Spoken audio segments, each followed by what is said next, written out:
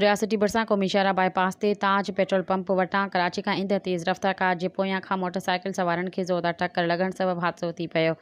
हादसे जे नतीजे में केलनि जो वापारी मोरो वासी अमानुल्लाह चौहान मौके ते फ़ौत थी पियो, जिते सिकंदर सोलंकी सख़्तु ज़ख़्मी थी पियो। ज़ख़्मी खे नाज़ुक हालत में नवाबशाह अस्पताल रेफर कयो वियो, जिते इलाज हलंदड़ आहे।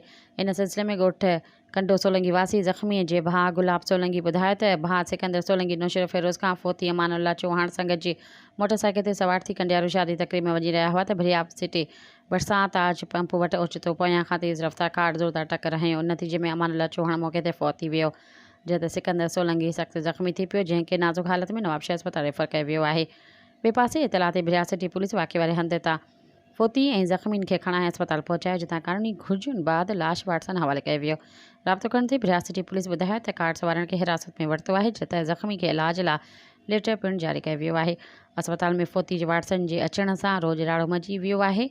ॿुधायो पियो वञे त फ़ौती 3 ॿारनि जो पीउ हो ऐं केलनि जो वापारु कंदो हुयो।